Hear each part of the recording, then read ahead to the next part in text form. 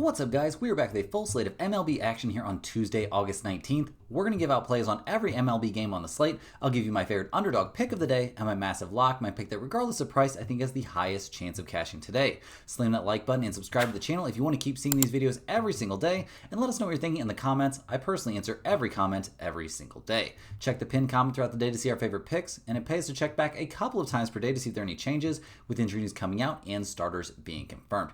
Yesterday, guys, looks like a pretty annoying start to the week for us. Maybe not so much for the premium members, but we got off to a bad start. We had the Marlins at minus 135. That was an 8-3 loss. Yuri Perez was pretty bad over his 4 1/3 innings. Thought he would have a bounce back. He didn't. The bullpen was a nightmare down the stretch for the Marlins. Liberatore wasn't good either for the Cardinals, but their offense was going and their bullpen was lights out. So a tough loss there to open the day. We also had Toronto at plus 100. This was a tilter, guys. An insanely sloppy game there from Toronto led to their 5-2 loss, despite Gausman and Skeens both throwing the ball relatively well, pretty much canceling each other out. The Blue Jays blew it down the stretch with poor defensive play. They also didn't do much at the plate there against the Pirates bullpen. So annoying to see Toronto not show up on a Monday. We had the Mariners at minus 110. And speaking of people who didn't show up to work on Monday, Logan Gilbert looked insanely bad in what was eventually a 12-7 loss. Suarez had his best start in quite some time, and while the Phillies bullpen struggled, the Mariners had already kind of let go of the ropes. So another loss. We did cash the under there on the Rangers-Kansas City Royals game. Under 9 was good as gold, a 4-3 win there for Kansas City, so we definitely take the win on that one. Waka pitched out of a lot of trouble, and Leiter wasn't great, but both bullpens held it down, and neither offense is very good, so we do get the win on that one. Thankfully, the Giants, as our dog of the day, are in pretty good shape. We've got them at plus 120, and they're up 4-0 in the top of the 7th inning with a runner on base. So we'll see if they can widen that lead a little bit, hopefully give us a little bit of healing here on what's been a rough day, because we also bricked our lock of the day. Once again, continues to be extremely cursed. So anybody who wants to fade it at this point, that totally makes sense to me, and you have my full-on endorsement. Yeah, the curse continuing with the Dodgers taking that 4-3 loss behind a solid start there from Yamamoto, but the offense only manages 3 runs on 8 hits, and the bullpen manages to lose the game in the bottom of the 9th against a team that has been so bad they've broken records for being historically bad this season. So that's a pretty tough way to end the day. We're going to get back after it, though. The premium members had a better day over there at Stump the Spread, so at least that makes us feel a little bit better. But we got to go ahead and dive in, guys. We got a full slate to cover here on Tuesday, and we're starting things off with Game 1 of the Milwaukee Brewers heading to Chicago to take on the Cubs. Yesterday, the Brewers and Cubs were supposed to play 2 games, only managed to get the first game in there, and that was with the Brewers taking the 7-0 win there. Peralta looking very good in that one. Now, the Brewers are going to hand the ball in this game to Chad Patrick. He comes into this game 3-7 on the season, a 3.52 ERA, but he hasn't been on the mound since July 5th, and he was throwing the ball pretty well there, so we'll see what he does, getting back after it here. I expect him to come back guns blazing. We'll see how well he does. I'm not expecting miracles necessarily. It is kind of a long layoff, but I think he'll be okay. The last time he faced the Cubs, he was mediocre at best, though. So we'll see how that goes. The bullpen for the Brewers has been great down the stretch this year. Got to give them major props for improving there drastically, and the offense just keeps on rolling, putting up 7 runs there yesterday. This is looking like the best offense in the majors right now. 2nd in runs scored, 2nd in batting average, 2nd in on-base percentage. So we'll see what they can get up to here at Wrigley. The Cubs, 70-53 on the year. Yeah, I mean, the fall off for them in the back half of the season has been pretty dramatic. They're going to hand the ball in this one to Matthew Boyd. He is 11-6 on the year, a 2.46 ERA. His last start, he went against the Cardinals and went against the Blue Jays and was excellent. 7 innings, 2 hits, 2 earned runs allowed in a 2-1 loss. His start for that, he did struggle a little bit against the Cardinals, but he's been throwing the ball relatively well. I'm not too worried about him, except for he has some very negative history out there against the Milwaukee Brewers. So we'll see if that changes in this one. I'm a little bit worried about that. I'm obviously worried about the Cubs bullpen a little bit too. They've been having their problems down the stretch, so that's not ideal. The offense getting shut out yesterday is not super helpful either. They've scored 0-4-3, 2-1-4 over their last few games. Not hitting the ball great. Obviously, Cade Horton going out in game 1 there yesterday with that blister. That was a pretty tough situation. He does expect to make his next starts. We'll see how that goes.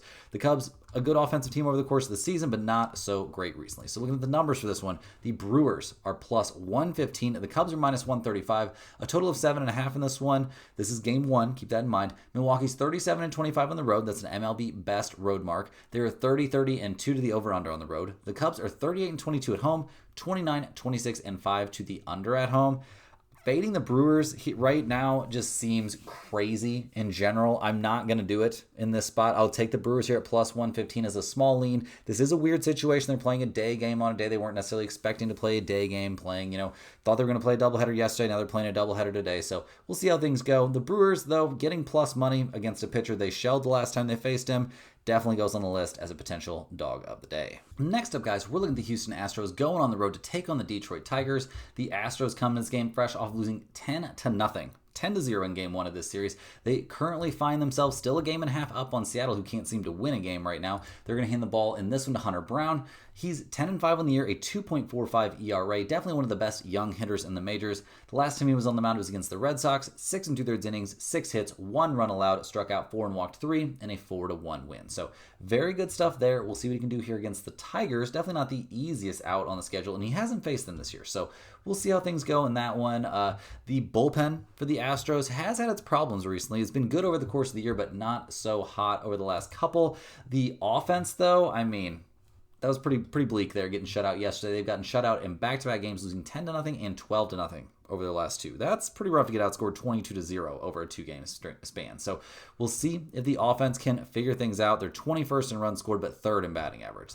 This team should be a little bit better at getting runs across the plate than they are. They're taking on a Tigers team that's 74-53 on the season, a 9-game lead in the AL Central. They're going to hand the ball to Tariq Skubal. So happy Skubal Day to all those who celebrate. He's 11-3 on the year, a 2.42 ERA. His last start was against the Twins, and he didn't look incredible. And he's had a little bit of a struggle in his last 3 outings.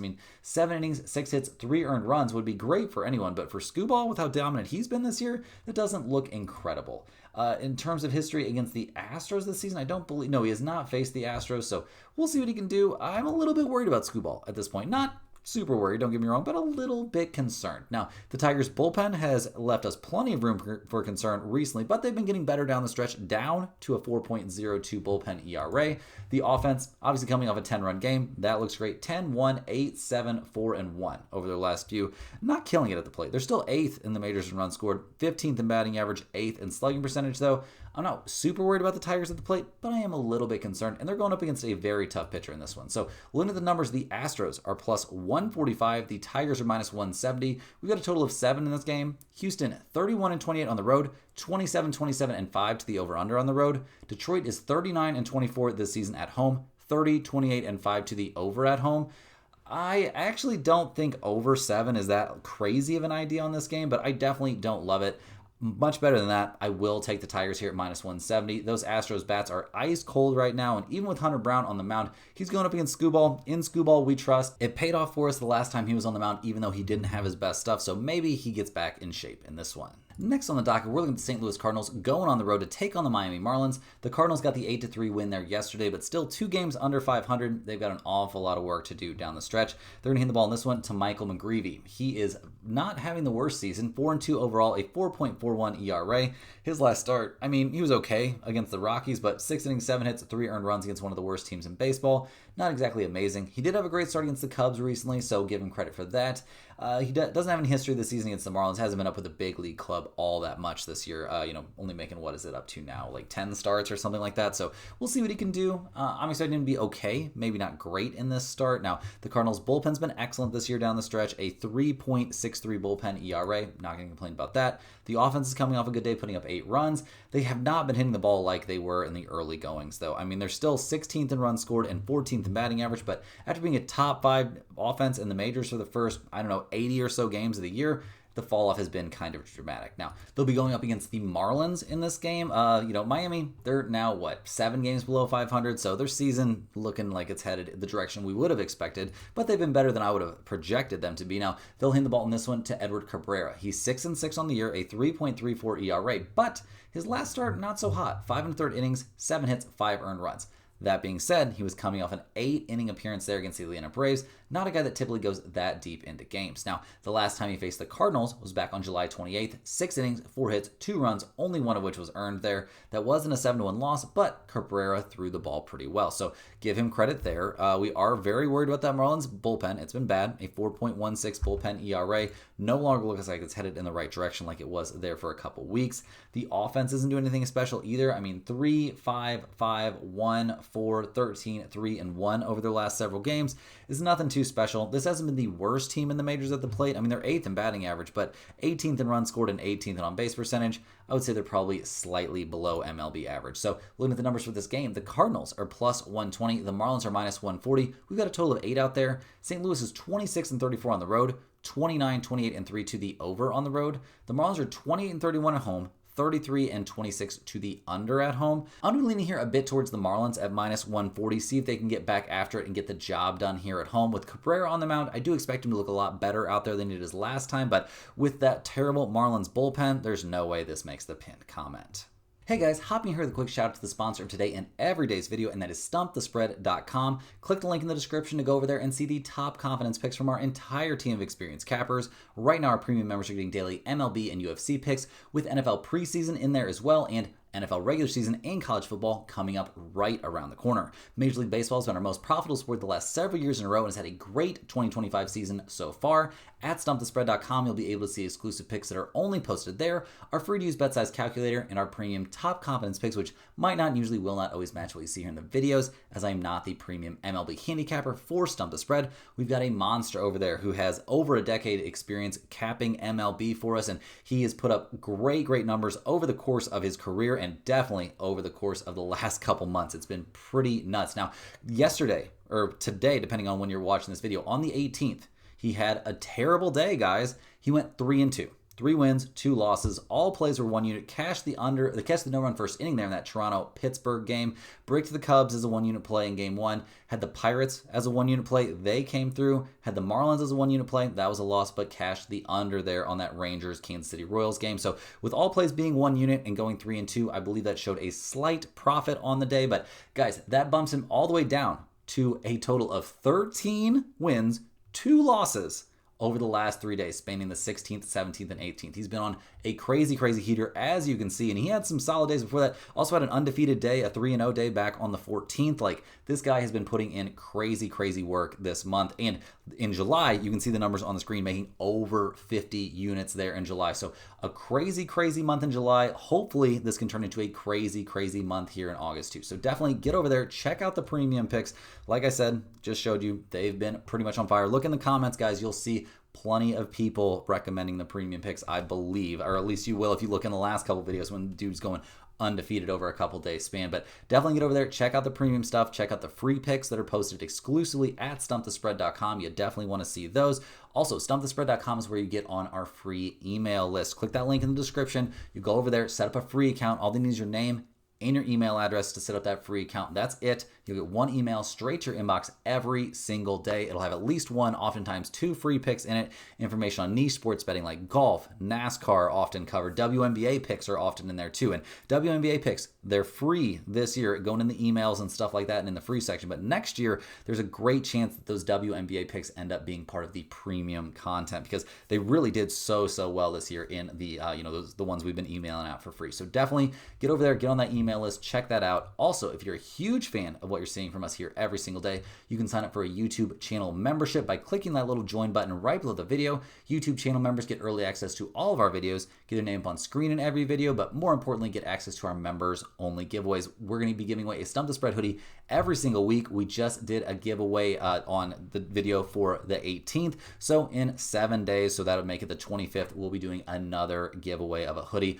Also, guys, if you are a channel member, make sure you're getting in the comments every single day. If I see that little badge down there, especially if you're somebody who's been here, like 10 months or something, I know that's a gold badge. That one sticks out in my memory. Just get in the comments every day. Who knows? I could answer you in those comments and send out a free hoodie to you just on the spur of the moment. If you check in the comments recently, I can't remember the guy's name, but I sent out a free hoodie to somebody who just, was a channel member for so long, and I felt like he deserved it. But guys, let's go ahead and dive back in. We've got a ton more games to cover, and next up, we're going to be looking at the Toronto Blue Jays going on the road to take on the Pittsburgh Pirates.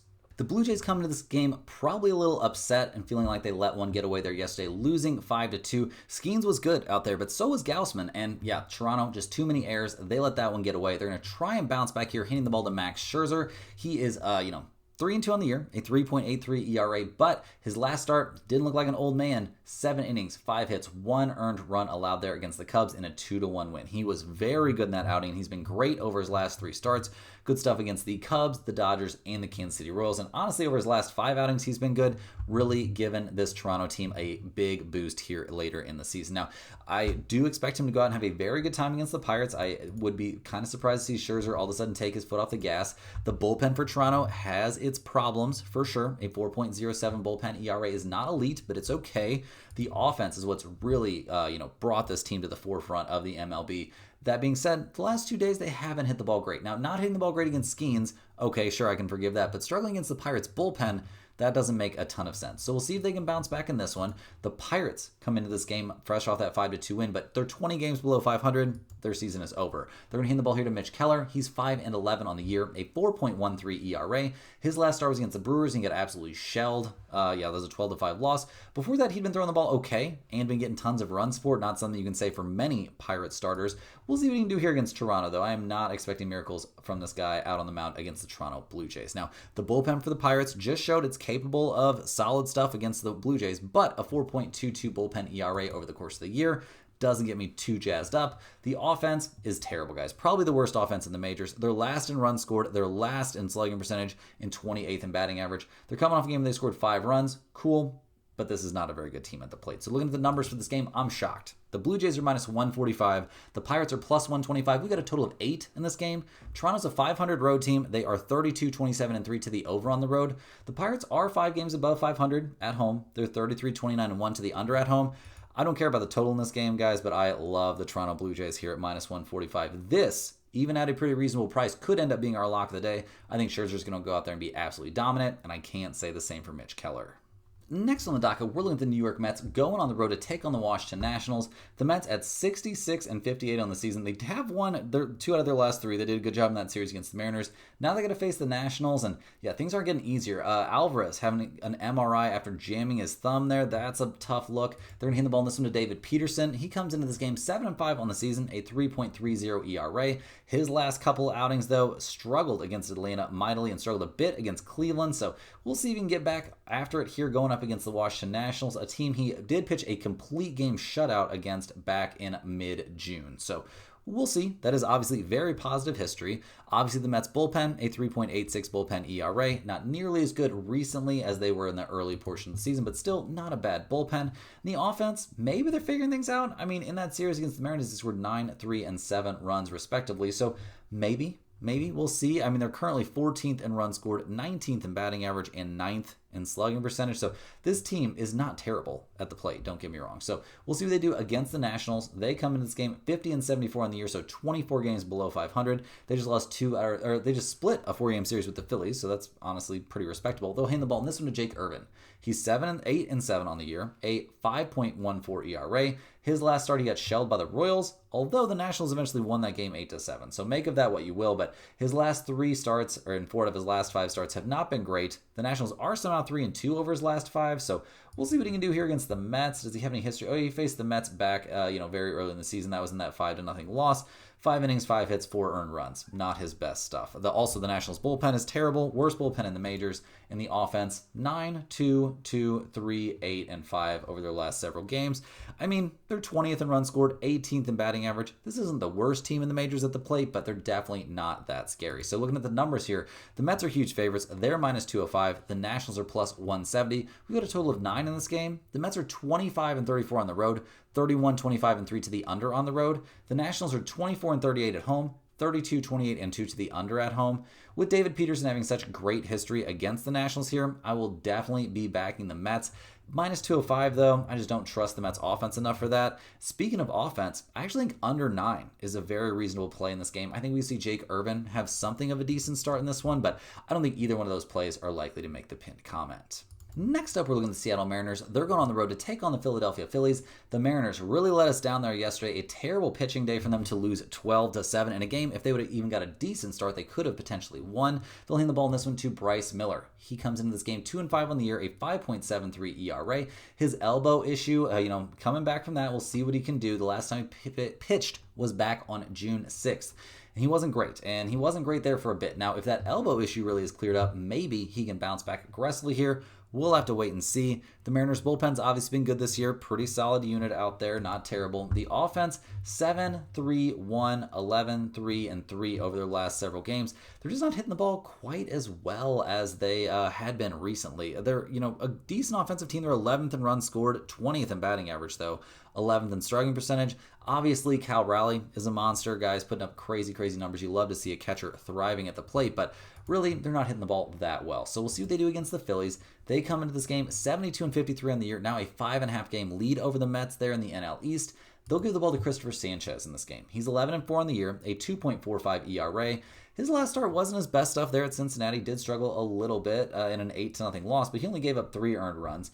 He was looking great a couple starts in a row before that, so we'll see what he can do against the Mariners. Not the scariest team at the plate, but definitely not a pushover.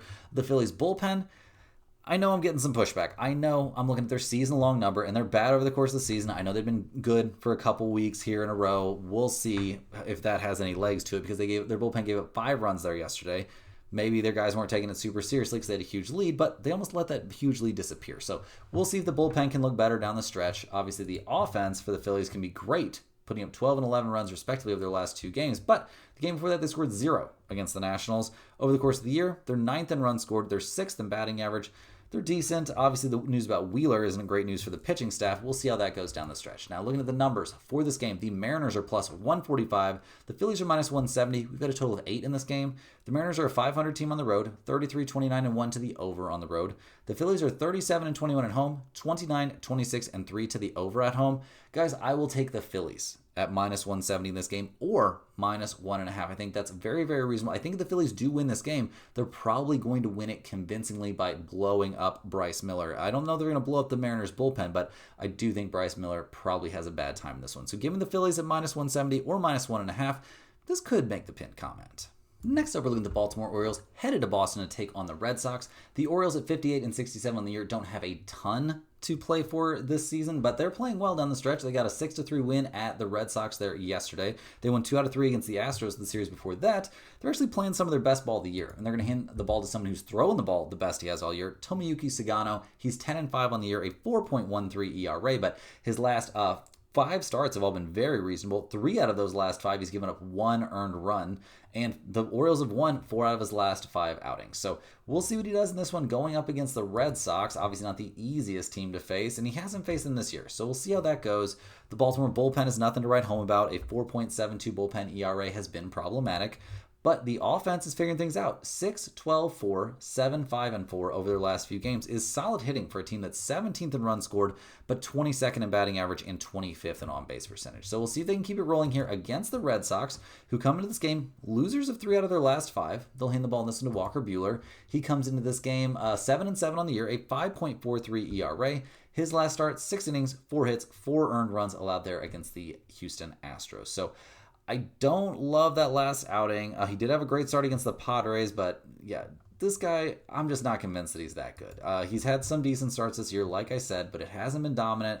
Going up against Baltimore, he does have a good start against them back in mid-May. We'll see. We'll see what we get from Walker Buehler in this one. Now, the Boston bullpen, that's not a big concern. A 3.50 bullpen ERA. Excellent stuff there. The offense is slumping a little bit. 3 runs in each of their last 2 games. They're not hitting the ball incredibly well. Obviously, over the course of the season, this has been an elite level offense. So we'll see if they snap out of it here, but snapping out of it against Sagano might not be easy. So looking at the numbers for this game, the Orioles are plus 118. The Red Sox are minus 135. We've got a total of 9.5. Baltimore's 27-37 on the road. They are 40-22-2 to the under on the road. That's an MLB best mark to the under. Boston's 41-23 at home.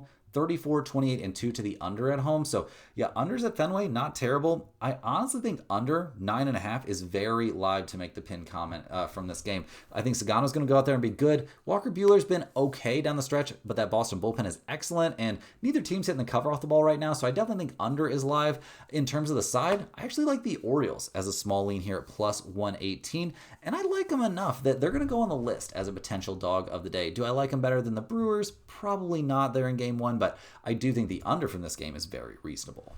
Next up, we're looking at the Chicago White Sox. They're going on the road to take on the Atlanta Braves. The White Sox got the 13-9 win there in a crazy one yesterday. Strider continuing to have a horrible time out there. Now, the White Sox will hand the ball in this one to Shane Smith. He's 3-7 on the year, a 4.01 ERA. He was lights out the last time he was on the mound, shutting out the Tigers over 5 innings and striking out 5. And we see the White Sox lose that game 1-0. So, despite the fact he's been great over his last 5 outings, also, he's missed some time. We'll see what the White Sox actually do to back him up. The bullpen has not been bad, so there's that. The offense, though, pretty atrocious. I know they're coming off a game where they scored 13 runs. Well, that's not the norm. They are second to last in the majors in runs scored and second to last in basically every major offensive category. So we'll see what they can do here against the Atlanta Braves, who hit 56 and 69 on the year. Don't have a ton to play for, but coming into game 1 of this series, they had been playing some of their best ball of the year. They'll hand the ball in this one to Bryce Elder. He's 5-9 this season, a 5.89 ERA.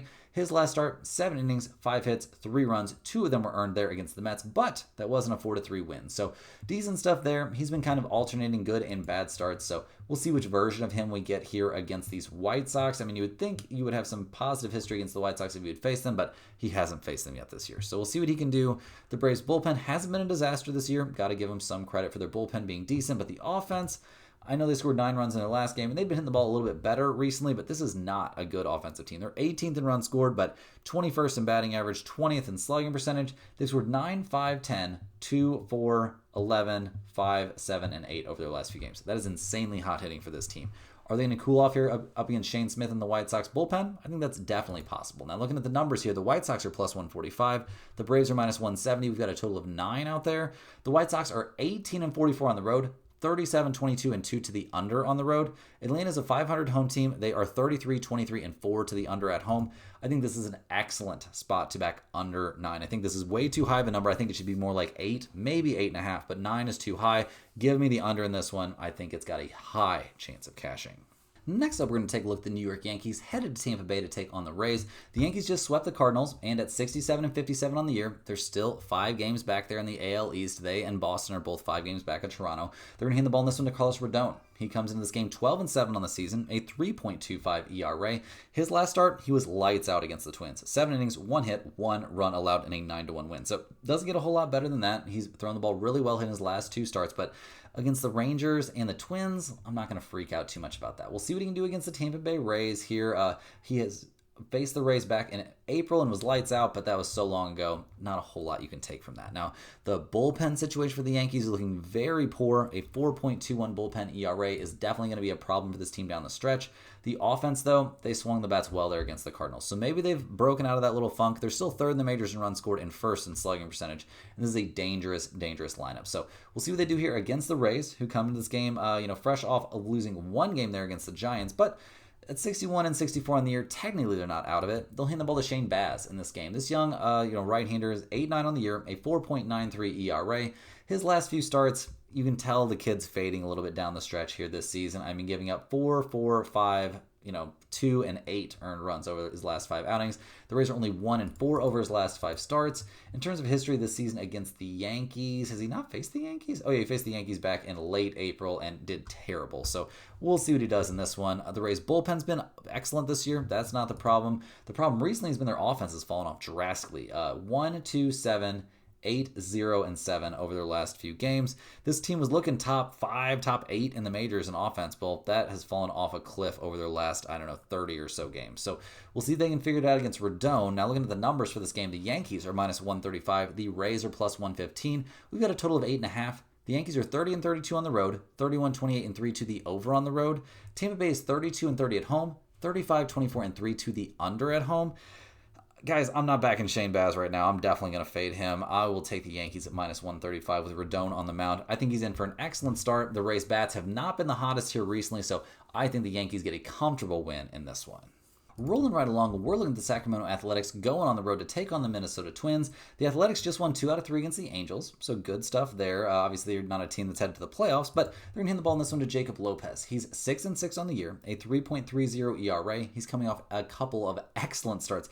Actually, the kid hasn't given up an earned run over his last 4 outings, so Great starts there against Tampa Bay, Washington, Arizona, and Houston. Now, not the toughest teams to face, but he's about to face the Twins. Also not the toughest team to face. So we'll see what he can do out there on the mound. He faced the Twins back in June and had a terrible time. So it's a bounce back spot for him, but he's a 27-year-old lefty. You're going to have some bad outings. Now, the bullpen for the Athletics has been terrible. There's no way around that, one of the worst bullpens in the majors. The offense, though, is pretty decent. 5, 7, 10, 2, 6, and 4 over their last few games isn't crazy, but they are 4th in the majors in batting average, 4th in the majors in slugging percentage, and 12th in runs scored. Like, this team, they can hit it a little bit. They've got some real bats out there. So we'll see what they do here on the road at Minnesota, taking on a Twins team that they won 1 out of 4 there against the Tigers at 58-66. Their season kind of looking more over than not. They're going to hand the ball here to Joe Ryan. He's 12-5 this year, a 2.72 ERA. His last start was against the Yankees. He was excellent over 6 2/3 innings.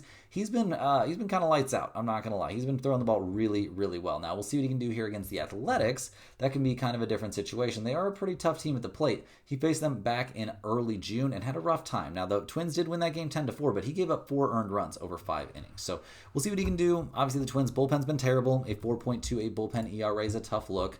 The offense looked good in their last game, but hasn't looked great down the stretch. And over the course of the year, they're 22nd in runs scored and 24th in batting average. So looking at the numbers for this game, the Athletics are plus 130. The Twins are minus 155.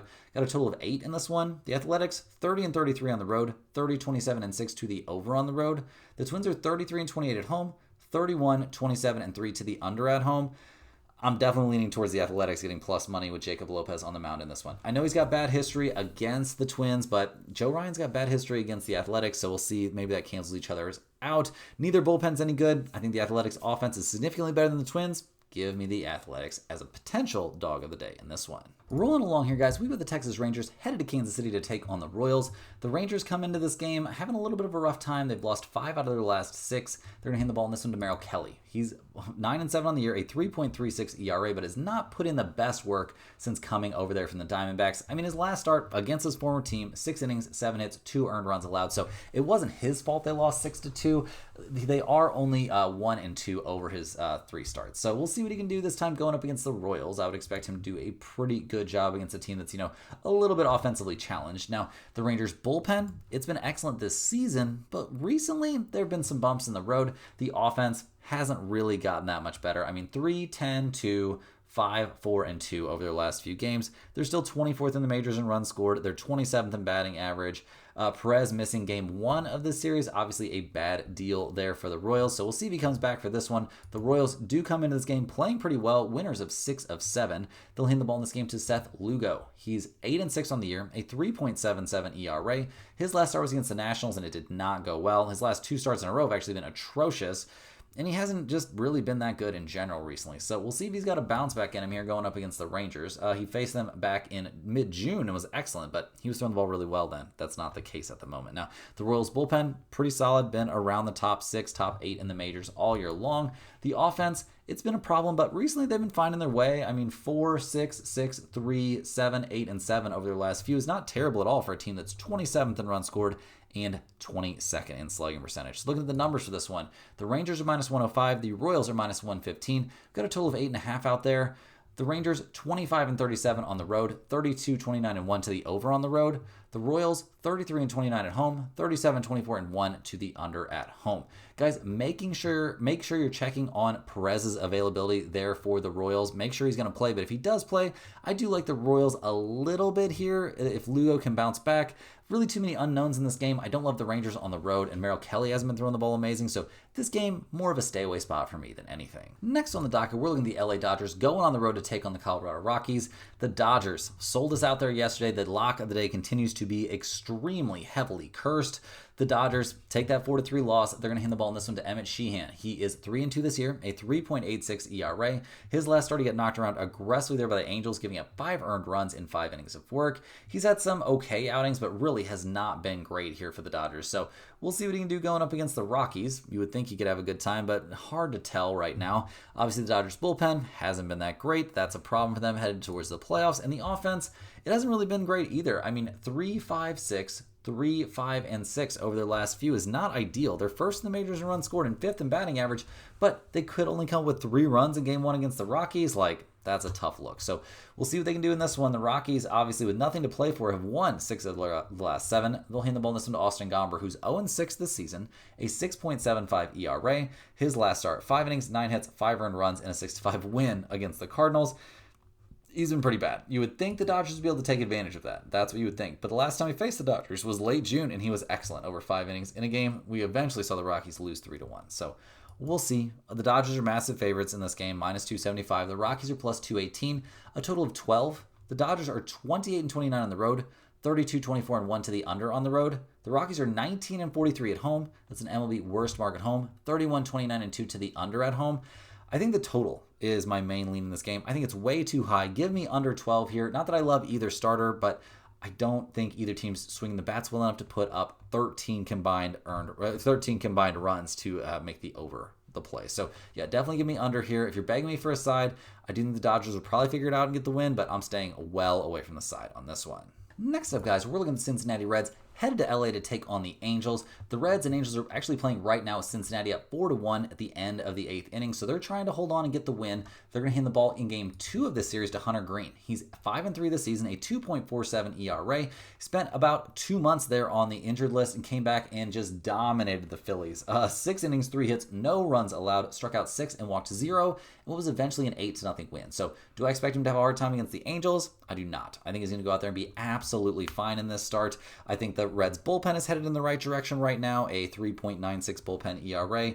Definitely not indicative of how good this pen can be in general. And the offense, I'm not that high on the Reds offense. I think they've been slightly overvalued. They've got some exciting players, don't get me wrong, but 10th in runs scored, I think, is an overestimation of how good this team can be at the plate. 16th in batting average and 15th in on-base percentage. That all makes way more sense to me. So we'll see what they can do here against the Angels, who come into this game 60-64 this season. They've been better than I would have thought. They're going to hand the ball in this one to Kyle Hendricks. He's 6-8 this year, a 4.88 ERA. His last couple of starts, he's struggled pretty aggressively there against the Dodgers and the Tigers. So we'll see what he can do. He's had some good stretches this season in terms of going up against the Reds. I mean, obviously no history there, so we'll see what he can do. But this is a guy that pitched in the National League, so he knows a little bit about the Reds. Now, the Angels bullpen, pretty bad. One of the worst 5 or 6 bullpens in the majors this year. The offense did have some good things to do. I guess they had one good game there against the Athletics. Not looking so hot in their first game of the series against the Reds, and I think they're going to struggle against Hunter Green. So looking at the numbers for this one, guys, the Reds are minus 145. The Angels are plus 125, a total of 8.5. Cincinnati's 29-31 on the road, 33-26-1 to the under on the road. The Angels are 33-30 at home, 35-24-4 to the over at home. I'm not interested in the total in this one, guys, but I like the Cincinnati Reds at minus 145 quite a bit. I do wish the price tag was a little bit better. It's a little bit expensive, but Hunter Green on the mound, you're going to have to pay for that, and he is excellent. So give me the Reds on the road in this one. Rounding into the home stretch here, we've got the Cleveland Guardians going on the road to take on the Arizona Diamondbacks. The Guardians come into this one 63-60 on the year. They're currently up 3-0 in the bottom of the ninth, so it looks like they might snap that 3-game losing streak. They just got swept by the Atlanta Braves. They'll hand the ball in this one to Tanner Bybee. He is 9-9 on the season, a 4.54 ERA. His last start, he actually wasn't terrible against Miami. 5 2/3 innings, 5 hits, 4 runs, 2 of which were earned. And, we saw Cleveland get the win, and the Cleveland Guardians are 5-0 over his last 5 starts. So very good stuff there. We'll see what he can do against this new version of the Diamondbacks that, don't have all the guys they had before the trade deadline. We'll see. I'm expecting Bybee to go out there and be at least decent. He's been at least decent basically all year long. The Cleveland bullpen didn't look that great against Atlanta, but over the course of the season has been excellent. A 3.58 bullpen ERA, no problems there. The offense really kind of disappeared there for a minute, and they haven't been great at the plate this year, obviously. I mean, they're 26th in runs scored, last in batting average, and 28th in on-base percentage. They rely heavily on guys like Kwan, guys like Jose Ramirez, so we'll see if those guys specifically can come through for him in this one going up against the Diamondbacks, who they're 60-65 on the year. They just got swept by the Rockies. Looks like they're going to lose game 1 here against the Guardians. They'll hand the ball in this one to Eduardo Rodriguez, who's 5-7 this year, a 5.40 ERA. Now, he's coming off one of his best starts of the season. He went 7 innings, gave up 6 hits, and 1 earned run in an 8-2 win against the Rockies. So very good there after getting shelled by the Rockies to start before that. We'll see what he can do here against Cleveland. I'm not expecting miracles. I'm expecting the Arizona bullpen to be bad. That's been the case for them all year long. And the offense, It hasn't been terrible, hasn't really completely evaporated, although it looks like they're going to get shut out in their current game in 5, 7, and 3 in the games before that. So we'll see what happens. This is obviously a much different look Diamondbacks lineup than it was prior to the All-Star break. Now, looking at the numbers for this game, or the trade deadline, looking at the numbers for this game, the Guardians are minus 105, the Diamondbacks are minus 115. We've got a total of 9 in this one. Cleveland's 32 and 29 on the road, 31, 25, and 5 to the under on the road. Arizona's a 500 team at home, 29, 27, and 4 to the over at home. I will certainly take the Guardians. Now, it's taking a road team, but Cleveland's actually not bad on the road, so I think they'll be fine in this spot. With Bybee on the mound, I like him a lot more than I like Eduardo Rodriguez. Give me the Guardians on the road in this one. Last but not least here, guys, we're looking at the San Francisco Giants going on the road to take on the San Diego Padres. The Giants are trying to hold on for us right now as our dog of the day. They're up 4-3 going into the bottom of the 9th inning, so hopefully they can hold on there. They need every win they can get at 60 and 64 this season. They'll hand the ball in this one to Kai-Wei Teng. He comes into this game 1-2, a 9.90 ERA. It's been a bit rough. He's had 2 terrible starts, 1 good start. And the terrible start was against the Padres. Now he's got to face them again. So we'll see how that looks. I'm not expecting it to go great. The Padres bullpen, or the Giants bullpen, has been excellent this year. So is the Padres, obviously. But the Giants bullpen's been very good. I don't know if it'll be good enough to save him. The offense for the Giants all year long has been pretty poor. Now they put up 4 runs in their current game. Great. 7 runs in the game before that. So maybe they're swinging the hot bats right now. But they're 25th in runs scored and 28th in slugging percentage. I don't expect that to necessarily continue. They'll be going up against a Padres team that's 69 and 55 on the year. They're now a game and a half back in the NL West. They're going to give the ball to Nick Pivetta in this one. He's had a great year, 12 and 4 overall, a 2.87 ERA, coming off a lights out start there against the Giants. Yeah, 11-1 win, 6 2/3 innings pitched, 4 hits, 1 earned run allowed. I'm expecting him to go out there and be very, very good once again, running it back against the Giants. So I'm not shocked to see the numbers. Now, the Padres bullpen, elite, best bullpen in the majors, no question marks there. The offense, though, definitely some question marks. 23rd in runs scored, 25th in slugging percentage. The batting average and on-base percentage numbers are decent, but they haven't been swinging the bats that well coming into this game, so we'll see what happens. Now, looking at the numbers, the Giants are plus 195. The Padres are minus 235. Got a total of 8 in this one. San Francisco's 30 and 31 on the road, 32, 25, and 4 to the over on the road. The Padres are 38 and 20 at home, 31, 25, and 2 to the under at home. I think this is a very reasonable spot to back the Padres, although you'd have to take them at minus 1.5 to really make it worth it. You could take them just because Nick Pivetta's on the mound. That's cool. That's the main reason I like them here, and I'm fading Kai-Wei Teng, but this probably isn't enough value to make the pin comment, even as our cursed lock of the day. Guys, that's all the games we have for today. Hit that like button for good luck on all of your bets. Subscribe to the channel if you're new around here. Let me know in the comments any questions you have on today's slate. I'm more than happy to get back to you. Thanks for watching. I really appreciate everybody that tunes into these videos every single day. You can click the link in the description to check out everything we offer at stumpthespread.com. Check out the free picks over there and definitely get on those premium top confidence MLB picks that have been absolutely on fire the last few days. You definitely want to get on that while the getting's good. Guys, we'll see you right back here tomorrow. Same time, same place for more sports betting action.